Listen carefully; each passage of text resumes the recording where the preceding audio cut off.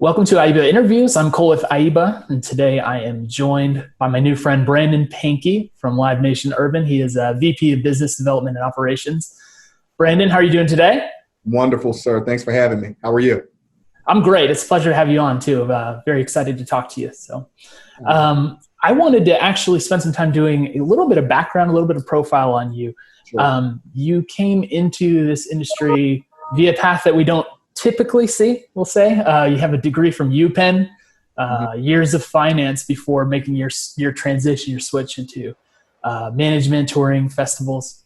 So wanted to ask you, first of all, how did you get here? And then how did that specific background shape you for your current role and responsibilities? Yeah, for sure. So it's always been within the music industry. And so when I worked in finance, it was for business management. Actually with the same person, Sean G., who was the president of Live Nation Urban. He had a business management firm in Philadelphia, and I started out as his assistant. And at the time, we managed the finances for, who was it? The Roots, Jill Scott, Kanye West, and a few others. And so I learned, at that point I was, managing the bills every day, just making sure that mortgages were paid. But I slowly started transitioning, and one of the gifts that he had, because Sean also managed the Roots in jail. So we started really, for me, working on the touring for these artists, working on the touring for Kanye, working on the touring at a later time of Drake and Lil Wayne. And so I started to transition over to really managing the tours for artists. And what does that mean? That means that, everything from, helping to hire the band and the crew, and putting together those touring budgets and really managing the routing that we receive from booking agents and et cetera, but really managing that tour. And so that's where I really started, gaining, the experience that I have today that led to Live Nation Urban. So I always had a little bit of that artist management experience to go along with the business management experience as well. So yeah, man. And I think, when you're talking about finance, any industry, whether it's music, whether it's healthcare, whether it's, fill in the blank brand, finance is the center of anything that you do. And so I think that it was important for me to have that, that background and have that knowledge, because it really helps, when I'm making decisions for artists, or we're making decisions about what festivals to run, having a really solid understanding of the financial implications of anything that we do is critical. Yeah, and having that total picture of everything, I'm sure, informs you with every decision that you make along the way. So, did you, I guess, officially transition from that world into events and festivals, talent finding? Did you do that in 2017 with the founding of Live Nation Urban, or were you already kind of in the space? Kind of in that space. I mean, so the Roots actually started the Roots Picnic. We started that in 2008. And so we were already working and developing festivals, and we were partnering with Live Nation at the time before we came over officially with Live Nation Urban. And then Lil Wayne, we produced a festival called Little Louisiana Fest in New Orleans, and we started that in 2015. I want to say we started that in 2015, and so those two festivals were really our mainstays, and then with Live Nation Urban really started to develop other festivals, other platforms within hip hop, R&B, and gospel as well. Yeah. And I'm sure Sean wanted you on board as soon as that was launched, given your history together. It was like, hey, you're coming over on this side. Yeah. Let me get an offer at least. But no. It was, it was something that I think it was a natural and a very organic transition for me. And again, I still get to, really work with artists in a way, because what we're not talking about is between the business management and the Live Nation Urban of it all, there was Maverick, and Sean is still a partner in Maverick. And for those that don't know, Maverick is the world's largest artist management company. And within Maverick, I was director of touring and business development. So it was like it was all a natural progression. Take the business management, now we're managing tours, business development, and take that knowledge and bring it over to Live Nation Urban.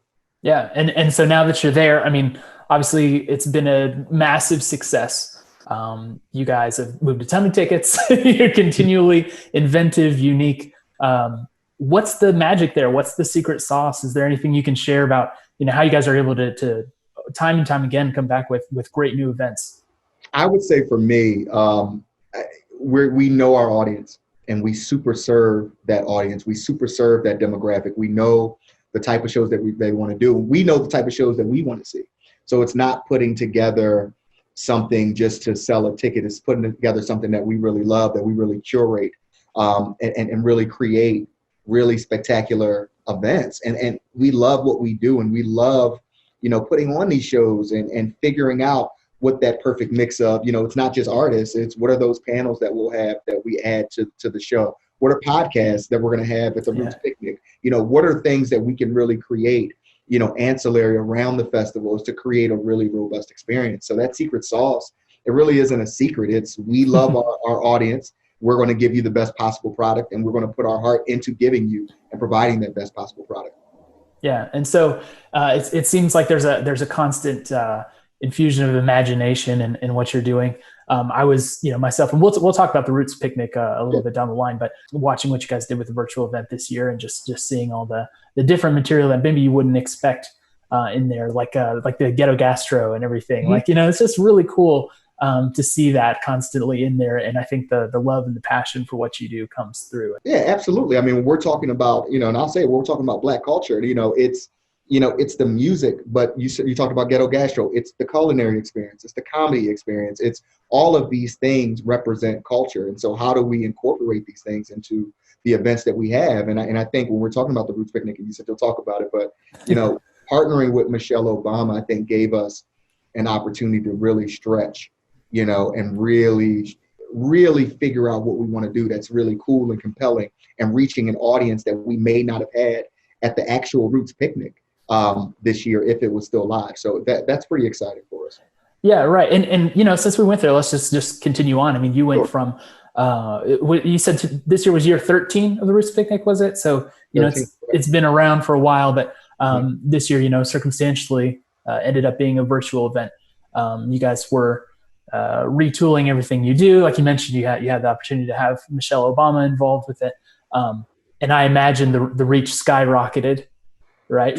From the people that you're able to get there on the spot to people who can tune in across the country, right? Yeah. So, I mean, usually we have 25 to 30,000 people, and we were expected to sell out this year, but, utilizing YouTube and, really combining that message of, nonpartisan for clarity, but, really identifying that messaging of voting and having the platform that we had 650,000 viewers. And so that is, one, it's incredible, but it allows us to take that audience. And now when we're now going back live, I think there's a function in which we're going to have live, but then we're also going to combine, this experience that we've garnered over the past few months, and create, that live stream experience, that experience for those that may not be able to come to the festival, or quite honestly may not feel comfortable still being out in front of 25, 30,000 people. So I'm excited about how we're going to be able to blend both worlds and take all the knowledge that we have to create a really compelling event next year. Yeah, and so that's the blend of both worlds coming together. Do you see yourself also doing any more standalone virtual events, like even beyond when it's absolutely necessary? Mm-hmm. I think so. I think we have to, but I think it has to make sense. We are, live music people, but more than that, we are live content people. We are in the live content business. So that means that if there's an opportunity to create a virtual event in 2021 or 2025, we will. If there's an opportunity to come back and have a live event that makes sense, we will. I think there's going to be some sort of hybrid in which, and I'm throwing this out here, where we had a live event, 25, 30,000 people, and we reached our cap.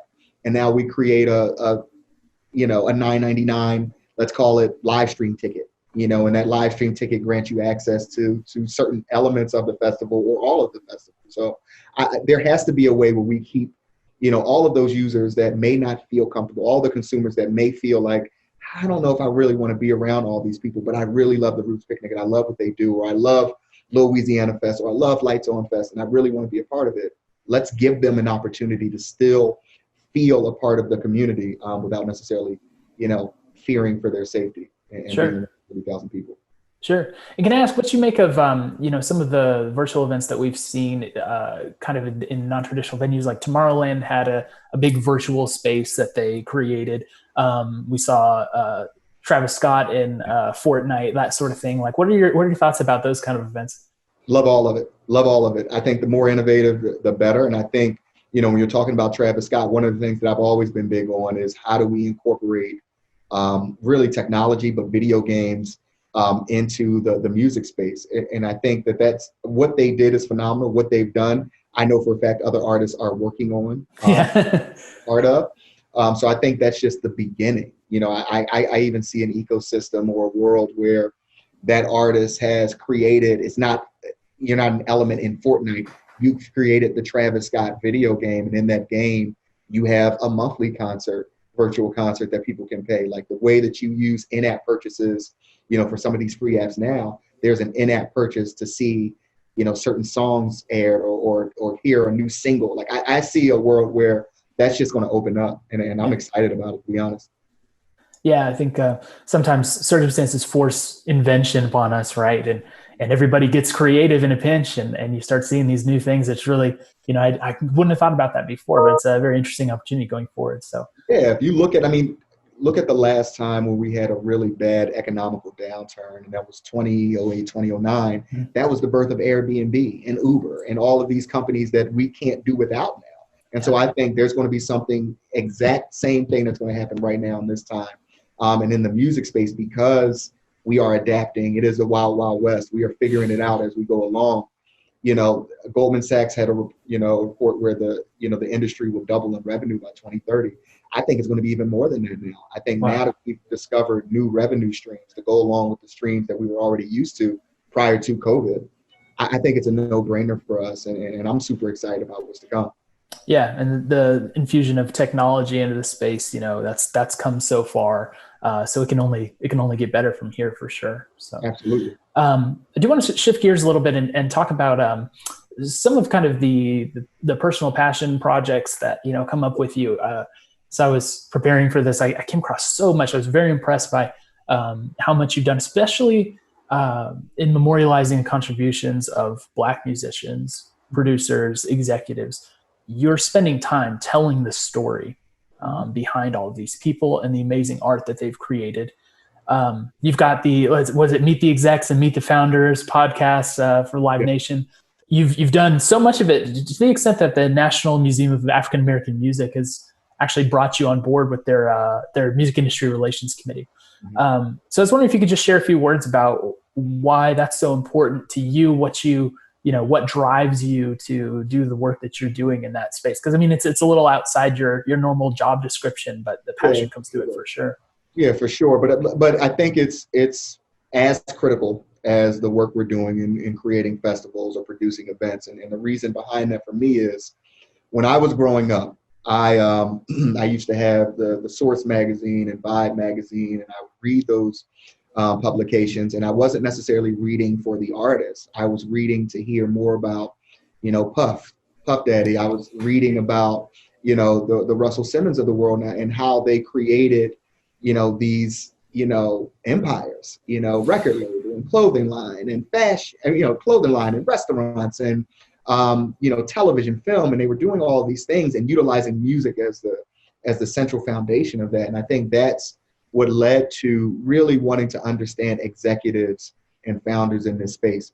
I will tell you, a lot of young kids, African Americans, Hispanics, those that I grew up around, you understand what a rapper is, or you understand what an artist is, or what an athlete is. But guess what? There's a marketing manager that is making six figures at a label that is helping to craft what that album, how you hear about that album for your favorite artist. There's someone on tour, a lighting director, whose job is to literally, make sure the lights look good at a show, and they're making $3,500 a week, $4,000 a week on an arena level tour. And you don't know anything about these jobs. So I think it's important. It's critical. It's not even just important. It's critical. We have to highlight, these individuals and make sure that the young kids and younger people understand who they are and what they do. Yeah. So speaking of, educating people about what jobs are out there, what roles in the music industry are available, other than the ones that, we might traditionally be aware of, you are spending time with, in a couple different ways, educating future generations about the music business, whether it's the DASH program, that you're a part of in Philadelphia Public Schools, or your adjunct work with Drexel University. Could you tell us a little bit about each of those things? What are the main lessons you're trying to get across to your students, and how will it make a difference for them in the long term? Yeah, for sure. I mean, education is absolutely one of my passions in general. The DASH program was founded in 2005 when I was an intern, actually, with two music managers who I interned with, Jerome Hips and Michael McArthur. And it stands for Destined to Achieve Successful Heights. And we teach young people about the business of entertainment, because again, everyone knows what an artist is, but doesn't understand all the opportunities behind the scenes that really generate, the power and influence of the overall industry. And so, Right. Within DASH, we have songwriting and production courses. So students are actually writing their own music, producing their own music, and they release that on, DSPs such as SoundCloud. We have our business of music courses where we're teaching them marketing, managing, touring, budgeting, etc. And we have our guest lecturers. So we have real, professionals in the industry also coming in and speaking to students. We work with students in the school district of Philadelphia, Baltimore City Public Schools. And we've actually partnered with the Grammy Music Education Coalition to develop a curriculum that we hope can be utilized nationwide. And so this is something that it's just as important. I mean, all the work that I do within the industry and helping to create events and platforms is great. But it's always been more important, to be honest, to really make sure that the next generation has a better opportunity and really more knowledge than I had, and really have an opportunity to thrive. In regards to adjuncting, I mean, I did that in 2019 because I love kids, and being in that college environment was really, really special. I am way too busy, I realized, with the office hours and giving the grades and the quizzes and finals. I was like, I need to take a break, but adjuncting is something I absolutely love. And I think one of these days I will be back and doing that again. Education is it for me at the end of the day. Great. Well, yeah, surely, like I said, the passion that you have for these things comes through, and that's extra special. It's always great to see that. Absolutely. We're working on more virtual events this year. Excited to bring them to you. And, I only see a bright future for the music industry. This is the greatest time to me because there are a lot of innovators and there are a lot of people figuring it out. And I think as we figure it out, we're only going to get bigger and better. So I'm super excited about that. Great. Well, Brandon, thank you for joining us today. This has been IEBA Interviews. We appreciate your time and wish you the best and hope to chat with you soon in the future. Thank you so much, Cole. Thanks for having me. All right. Take care.